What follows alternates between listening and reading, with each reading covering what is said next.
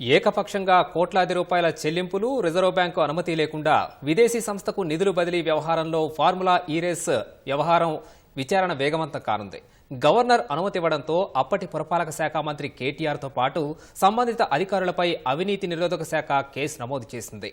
Race నిర్వహణ నిమిత్తం formula ఈ ఆపరేషన్స్ సంస్థకు హెచ్ఎండిఏ నుంచి 55 కోట్ల రూపాయల చెల్లింపు వ్యవహారంలో నిజాలు నిగ్గు తేల్చనుంది.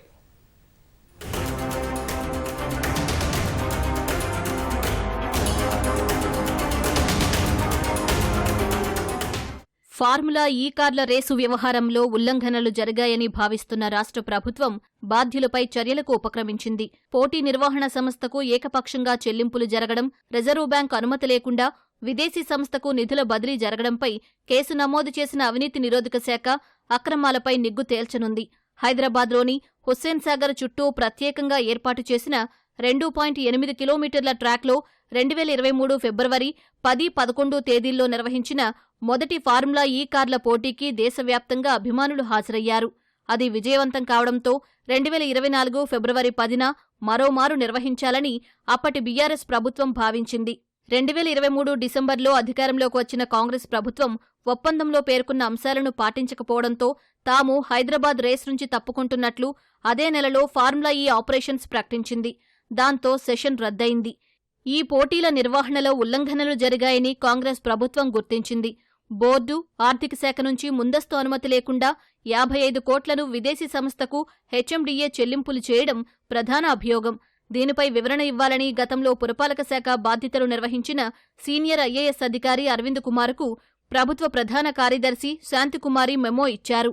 సీఎస్ మెమోకు సమాధానమిచ్చిన అరవింద్ కుమార్ ప్రక్రియ త్వరగా జరగాలన్న ఉద్దేశంతోనే చెల్లింపులు చేశామని, పురపాలక మంత్రిత్వ శాఖ ఆధ్వర్యంలోనే జరిగిందని వివరణ ఇచ్చారు.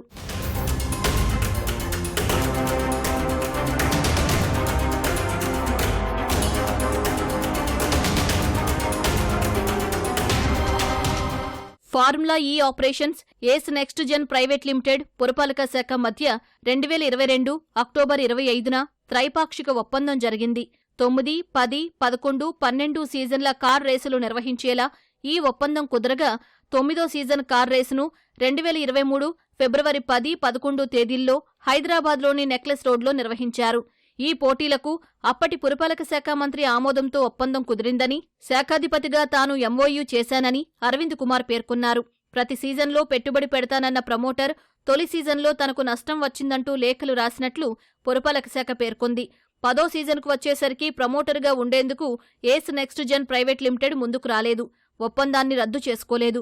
ప్రత్యామ్నాయ ప్రమోటర్ను ఖరారు చేయడంలో జాప్యం జరుగుతున్నందున 10వ సీజన్ నిర్వహణపై ముందుకెళ్లాలని పురపాలక శాఖ మంత్రి సూచించారని వివరించారు.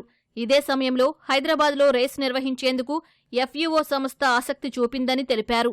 నిధుల చెల్లింపులకు సంబంధించి సెప్టెంబర్ 25న ఎఫ్యూఓ నుంచి వచ్చిన మెయిల్ ఆధారంగా 2023 సెప్టెంబర్ 27న మంత్రికి ఫైల్ సర్క్యులేట్ చేసి హెచ్ఎండిఏను ప్రమోటర్గా చేర్చామన్న ఆయన తర్వాత ప్రమోటర్తో ఏస్ నెక్స్ట్ జెన్ ప్రైవేట్ లిమిటెడ్ ఒప్పందాన్ని రద్దు చేసుకుందని పేర్కొన్నారు. దీంతో త్రైపాక్షిక ఒప్పందం కాస్త ఎఫ్యూఓ, హెచ్ఎండిఏల మధ్య ద్వైపాక్షిక ఒప్పందంగా మారినట్లయింది. ఎఫ్యూఓకు అక్టోబర్ 5వ తేదీన 23 కోట్లు, 11న మరో 23 కోట్లు కలిపి మొత్తం 46 కోట్లను హెచ్ఎండిఏ నుంచి చెల్లించారు. పన్నుల కింద మరో 9 కోట్లు కూడా హెచ్ఎండిఏ చెల్లించింది. రేసులో హెచ్ఎండిఏ ప్రమోటర్గా చేరినా అందుకు బోర్డు ఆమోదం తీసుకోలేదని ప్రభుత్వం గుర్తించింది. ఎఫ్యూఓ, హెచ్ఎండిఏ మధ్య ద్వైపాక్షిక ఒప్పందం 2023 అక్టోబర్ 30న కుదిరింది. దానికంటే ముందే హెచ్ఎండిఏ డబ్బులు చెల్లించింది. అక్టోబర్ 11న రెండో దఫాగా 23 కోట్లు చెల్లించడానికి ముందే ఎన్నికల షెడ్యూల్ వెలువడిందని, అయినప్పటికీ ఎన్నికల కమిషన్ అనుమతి తీసుకోలేదని ప్రభుత్వం గుర్తించినట్లు సంబంధిత వర్గాలు తెలిపాయి.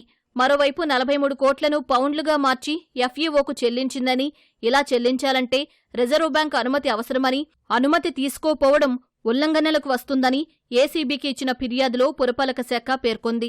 ఫార్ములా ఈ కారు రేసు వ్యవహారంలో ఒప్పందం కుదరడానికి ముందే నిధులు చెల్లించడం, నిబంధనలకు విరుద్ధంగా విదేశీ కరెన్సీ రూపంలో ఇవ్వడంపై ప్రభుత్వం విచారణ చేపట్టింది.